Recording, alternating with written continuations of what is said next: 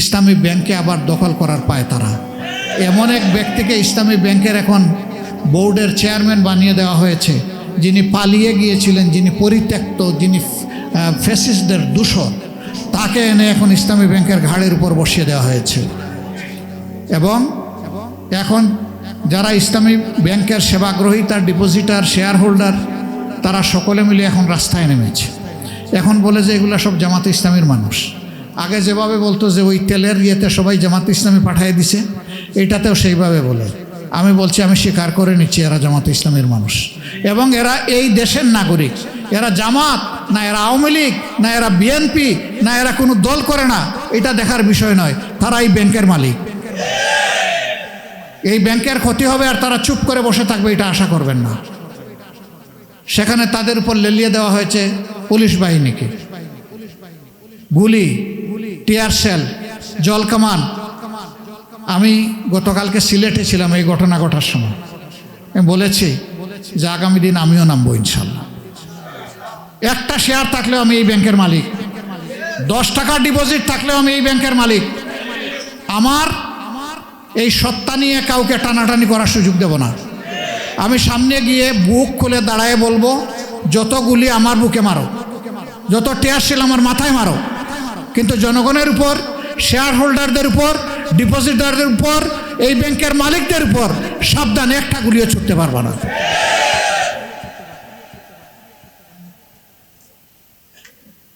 এ কোন দেশ? জনগণের আমানতের হেফাজতের কোনো খবর নাই, বরঞ্চ আমানত নিয়ে টানাটানি। আপনারা সবাই জানেন এটি একটা চমৎকার ব্যাংক। সৌভাগ্যক্রমে আল্লাহ তাআলা এই ব্যাংকের বোর্ডে আমাকে 6টি বছর সেবা দেওয়ার সুযোগ দিয়েছিলেন। সেই সময়টাই ব্যাংক বাংলাদেশের বৈদেশিক মুদ্রার 32% একাই তারা আহরণ করত। টোটাল ডিপোজিট ছিল সমস্ত ব্যাংকগুলোর হিসাবে 28%। এই ব্যাংকের কোনো তারল্য সংকট ছিল না, লিকুইডিটি ক্রাইসিস ছিল না, বরঞ্চ অন্যান্য ইসলামী ব্যাংকগুলোকে মাঝে মধ্যে তারা বিনা লাভে সেখানে তাদেরকে সহযোগিতা করত, শত শত কোটি টাকা দিয়ে। সেই ব্যাংকটাকে শেখ হাসিনা লেলিয়ে দিলেন সালামকে, একা নিজেই এখান থেকে 84,000 কোটি টাকা চুরি করে নিয়ে গেল। আরও সাঙ্গপাঙ্গ নিয়ে 1,26,000 কোটি টাকা এখান থেকে চুরি করে নিয়ে গেল। 5 আগস্টের পরিবর্তনের পর ব্যাংকটা আবার কিছুটা স্বাভাবিক ধারায় ফিরে আসতে শুরু করলো, মানুষের আস্থা আবার ফিরে আসতে শুরু করলো। এখন আবার একই ফ্যাসিস্ট কায়দায় সেই ব্যাংকের উপর হামলে পড়া হচ্ছে। আমরা সাবধান করে দিচ্ছি, ইসলামী ব্যাংক যদি মাটির সাথে বসে যায়, সারা বাংলাদেশের অর্থনীতি গিয়ে পড়বে বঙ্গোপসাগরে। ইতিমধ্যে এই ব্যাংকগুলা থেকে টাকা উত্তোলন মানুষের মধ্যে আতঙ্ক তৈরি হওয়ার কারণে ব্যাপক হারে বেড়ে গেছে। আমি এইমাত্র সফর করে আসলাম, প্রবাসীরা জিজ্ঞেস করে আমরা কি রিমিটেন্স বাংলাদেশে পাঠাবো। আমি জিজ্ঞেস করলাম, কেন পাঠাবেন না? আপনার পরিবার আছে না? কার কাছে পাঠাবো? মাঝখান থেকে যদি আমার রিমিটেন্স চুরি হয়ে যায়, এর গ্যারান্টি কি? আমাদের তো কোনো আস্থা নাই। যদি এই অনাস্থার পরিবেশ আরও গভীর হয় আর সারা দুনিয়া থেকে যদি আমাদের প্রবাসীরা রেমিটেন্স পাঠাতে ভয় পায়, তাহলে বাংলাদেশ কোথায় গিয়ে দাঁড়াবে চিন্তা করে দেখছেন? হ্যাঁ, যারা চোর ডাকাত তাদের কোনো সমস্যা হবে না, কারণ তাদের তো অবৈধ অর্থের পাহাড় আছে, কিন্তু সাধারণ মানুষের তো জীবন যায় যায় অবস্থা হবে। আমরা সরকারের প্রতি আহ্বান জানাবো, এই দুর্বৃত্তপনার দিকে আর আগাবেন না। বাংলাদেশ ব্যাংকে গভর্নর একজনকে বসিয়েছেন, সেই লোক একটা গার্মেন্ট ফ্যাক্টরির মালিক, এমডি। তিনি নিজে ব্যাংক্রাফট হয়ে গেলেন, ঋণ খেলাফি হয়ে গেলেন। মাত্র 3 মাস আগে 2% ডাউন পেমেন্ট দিয়ে তিনি হয়েছেন রেগুলার। যে একটা গার্মেন্ট ফ্যাক্টরি চালাইতে পারল না, ঋণ খেলাফি হয়ে গেল, গোটা বাংলাদেশের ব্যাংক ব্যবস্থা তার হাতে তুলে দেওয়া হলো।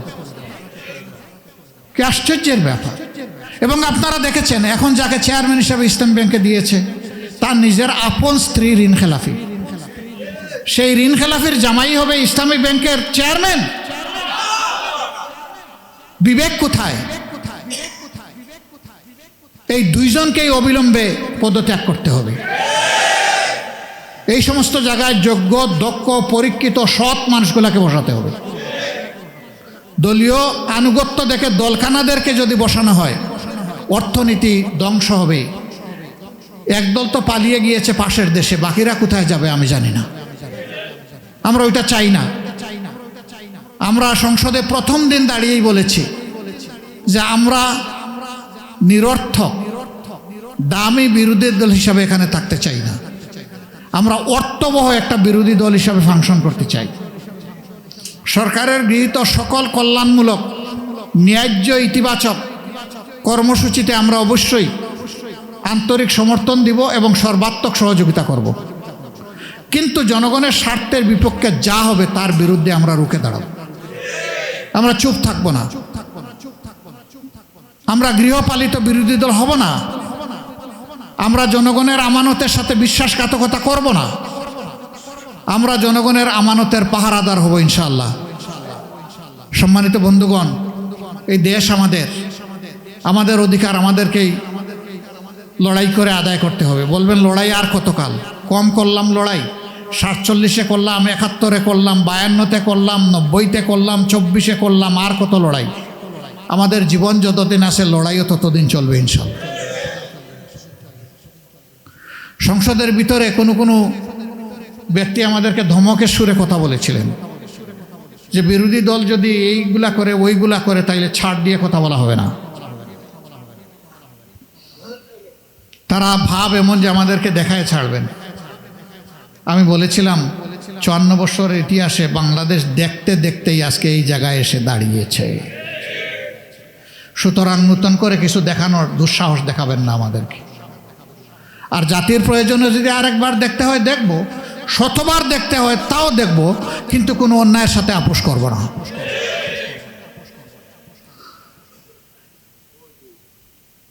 সব ক্রেডিট আল্লাহ তাআলার, যিনি আমাদেরকে বাঁচিয়ে রেখেছেন আর কথা বলার তৌফিক দিচ্ছেন।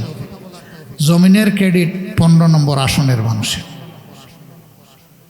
আপনারা আমাকে নির্বাচিত না করলে এই কথাগুলো আমি জাতীয় সংসদে দাঁড়িয়ে বলতে পারতাম না।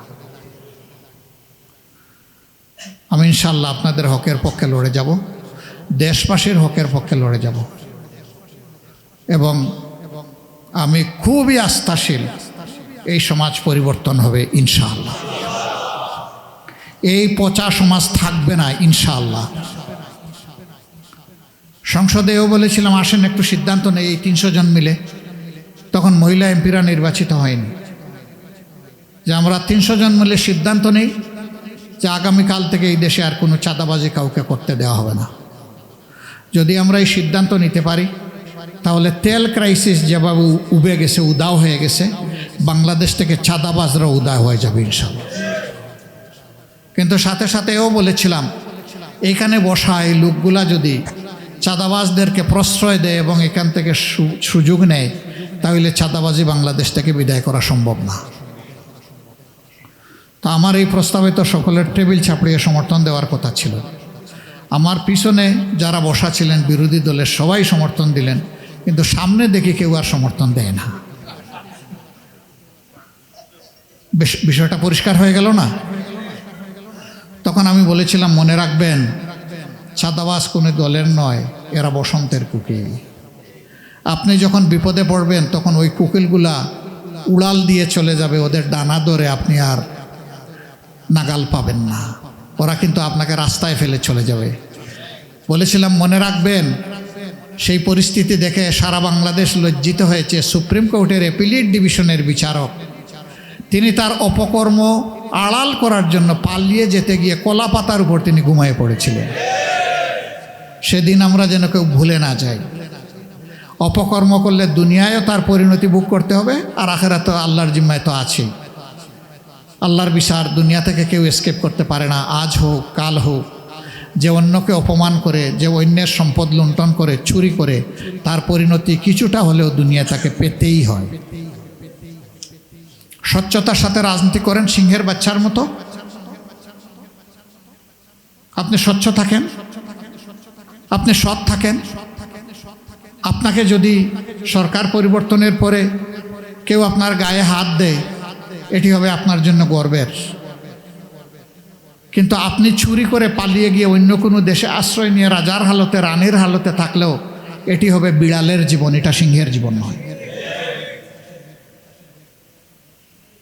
রাজনীতি তার করা উচিত, তাদেরই করা উচিত যাদের রাজকীয় মন আছে। মন যাদের ফকির তাদের রাজনীতি করা উচিত নয়। একজন ভিক্ষুকের সন্তানও কিন্তু রাজকীয় রাজনীতিবিদ হতে পারে যদি তার মনটা রাজকীয় হয়। একজন শ্রমিকের সন্তান হতে পারে, ব্যবসায়ীর সন্তান হতে পারে, কৃষকের সন্তান হতে পারে। আলহামদুলিল্লাহ, আমি নিজেও একজন কৃষকের সন্তান, কোনো অসুবিধা নেই। কিন্তু রাজার ঘরে জন্ম নিয়েও চুর যদি হয় তাহলে তার রাজনীতি করার কোনো অধিকার নাই, তার চুরি করা উচিত এবং চুরির দায়ে কট হয়ে তার শাস্তি নেওয়া উচিত। সমাজের আইন শৃঙ্খলা পরিস্থিতি একেবারেই ভেঙে পড়েছে।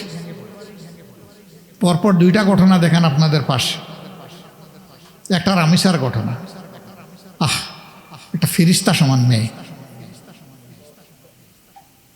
সর্বনাশ করে গলা কেটে 2 টুকরা করে ফেলল। কোথায় আস মানবতা? আমি কালকে সিলেটে গেলাম, সেই একই ধারার আর একটা ঘটনা দেখে আসলাম। আসলে এগুলা দেখলে নিজেদের বুক ধরে রাখা যায় না। আরেকজন মা সন্তান জন্ম দিলেন, সবগুলোই ব্রিলিয়েন্ট। সমাজের এক এক জায়গায় বিশাল বিশাল মেগা শট। মা মরে পচে গিয়ে গলছেন, সন্তানের কোনো খবর নাই। এ কোন সভ্যতা? অবশ্যই এই সভ্যতার পরিবর্তন হতে হবে ইনশাআল্লাহ। এই সকল সমস্যার সমাধান কেবলমাত্র আল্লাহর বিধানের ভিত্তিতেই সম্ভব, অন্য কোনোভাবে সম্ভব নয়। আল্লাহর বিধান জমিনে পুরাপুরি যদি চালু হয়, এখান থেকে সকল ধর্মের মানুষ বেনিফিটেড হবে, সকল বর্ণের মানুষ বেনিফিটেড হবে, সকল দেশের মানুষ বেনিফিটেড হবে, সকল রঙের মানুষ, ভাষার মানুষ বেনিফিটেড হবে, কারো কোনো ক্ষতি হবে না। একটা ভীতি ছড়ানো হয় শরিয়া আইন, মানে এটার নাম শোনা মাত্র যে একটা একটা করে তলোয়ার হাতে নিয়ে শুধু কল্লা উড়ানো হচ্ছে আর হাত কেটে ফেলা হচ্ছে।